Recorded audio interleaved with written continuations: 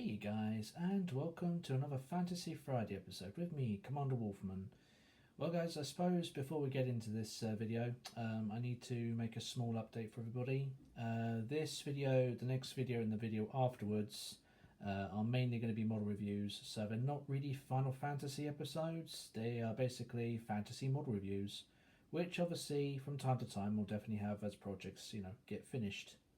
I'll explain a bit more later on in the last video which I'm going to be doing, and then we'll go from there with situations of things. However, today's video, guys, consists of two models which I have been showing you guys off. I did show them off a couple of weeks ago, and I can gladly say I am now done with them. So, what are they? Where did they come from? What's the situation behind them, you guys ask? And, well, how did you paint them, Baz? First of all, guys, let's explain one thing. So as far as I know, these are 3D model prints, but they're also for a game, which is on the bottom here, Witch Song, I think it's called there. I'm not entirely sure that's how it's spelt properly, but that's just how I think it's pronounced. Anyway, these two figures I didn't originally want, but David, you know and love him, the guy who does a lot of my 3D model projects for me, gave me these figures a couple of weeks back. Now, I did obviously show you guys there were 3 figures out of the whole collection.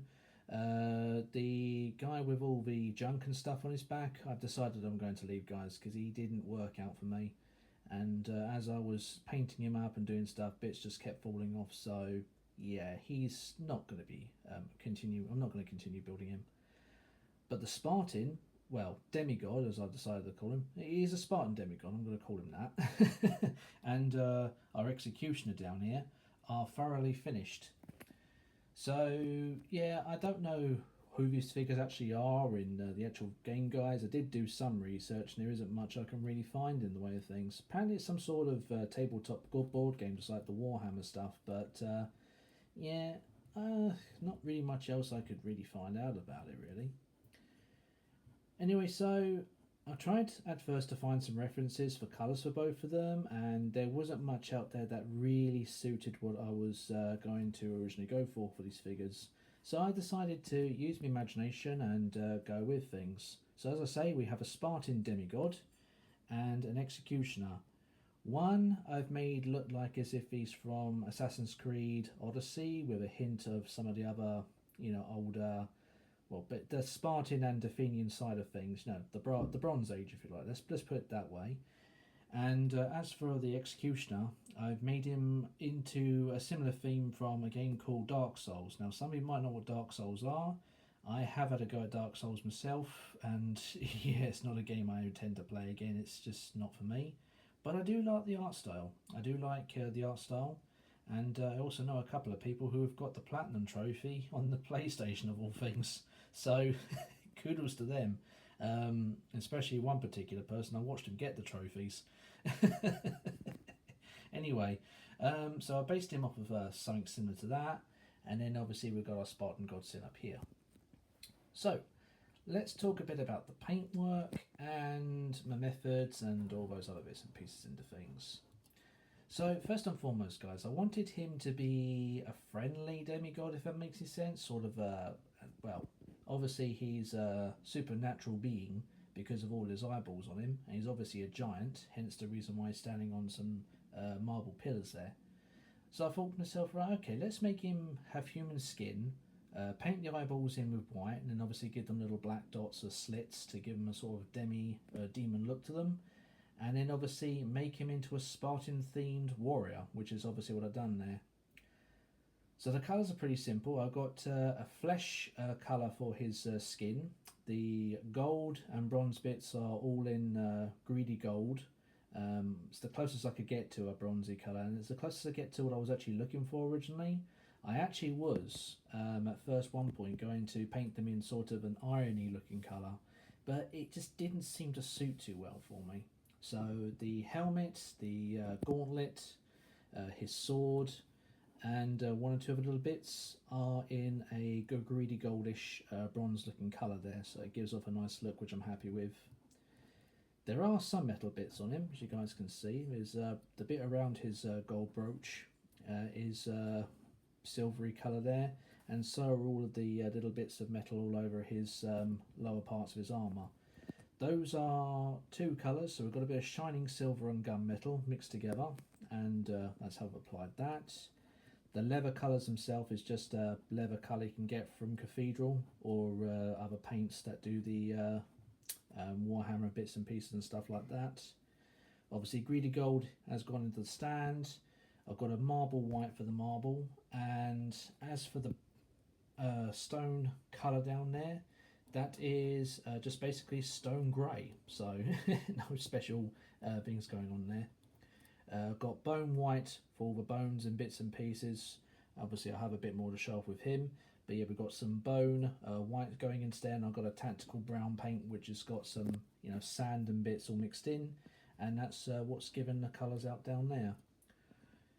As for his robe and his mane on his helmet, that is a mixture of 3 different colour reds. So I've got a crimson red mixed in with some blood of the blood gods, and in a tiny touch of contrast red from Cathedral as well. And as you guys can see, it's made a relatively good job. I mean, I'm very happy with how it's all come out, because it's done some shadowing effects, especially on the mane. And obviously it's shown off some wrinkles into the robe that he's wearing as well, so it does give off that well used look, which is what I was going for originally in the first place. And obviously to dye down all the leather colours, because as you guys can see there's 2 tones of leather going on here. It's all the same colour, but obviously to tone it down on his on his lower half of his armour, I've used a bit of null oil wash on both parts here, so that's why that's all toned down. I've kept his shoes in the same colours when they started painting them, and that's basically all there is to it really. His beard is the only other thing I've done with different colours, so that's just a basic Abaddon black, and I've used light grey, just dry brushed it onto certain tips to make him look like he's got a little bit of age to him. But obviously also to bring out all that lovely detail, because the beard is quite nice with all the detail that's on there. And then I was originally going to do something different with his eyes, but I decided just to go for some plain black eyes, because I'm not really that detailed into things, and his figure is not big enough for me to actually add any detail like that, so I've left them just pure black eyes. So it looks like as if somebody has woken him up.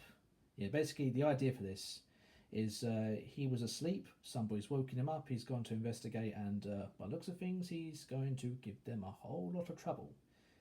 So yeah, that's our Spartan demigod as far as I'm concerned with him. I'm very happy with how he's come out, so he's not bad at all there. And then obviously the other figure, as I said before, I've based him off of I based him sort of off of different colours to do with Dark Souls, so I've gone for all the dark greys, different coloured metals, blood, made him look as sinister as possible, and I'm very happy the results have come out there. So believe it or not, all the metal colours that are on him are just 3 types of silver that I've actually been using. So we've got shining silver, we've got gunmetal, and we've also got something which is called stone iron, something like that. Anyway, it's a slightly greenish looking metally colour. So I've used that on some parts of his armour, his crown obviously, because I wanted to give that some nicer looks to it. And I've basically gone from there really with the rest of the colours. Dyed down every single one of these metals with some null oil wash to make them all blend in better, and I'm very happy with the results of that. In case you guys are wondering what colour his robe is, so that's a 2-tone different colour robe there. We've got blood of the blood gods again, and a bit of contrast red to go into that, just to give all the details and all the different furs. Originally I was actually going to go for a full red coat, red robe to go with him, to give him a bit of sinister royalty, but I decided to try and do a 2-tone thing going on there. So we've got a stone grey and just a dark grey mixed in there with some null oil wash. I'm not too happy with how the robes come out, but it's as good as I can get it, so I'm still happy with it either way. But if I do end up doing this figure again in the future, or if I end up getting this one again, I might attempt something different with that, but we'll see how we do, in the foreseeable future with things. His weapons, same colours as I used on his armour, so in order to get that dark metally colour onto the handles of both of his, well, I'm going to assume there's some sort of spears, I basically used gunmetal and a little bit of shining silver, then added a couple of drops of Abaddon black into the mix, and that is the results of my labour with that, really. Blood of the Blood Gods goes onto his weapons. So I've splattered a couple of drops of that all over the place to make it like as if he's mean business. And then I've obviously used 3 different types of bone colour to make his bone parts all look weathered and used. So I started off with just plain white, and then I applied the bone white, and then I applied something which I actually forgotten the name of it, so I'm sorry about that, guys. But it's like a sort of brownish... Well, you guys can see what it does. It basically makes the bone looks like it's aged a bit, and then obviously added a small wash on top of that, and that's all the results for all of the bone bits and pieces to him there.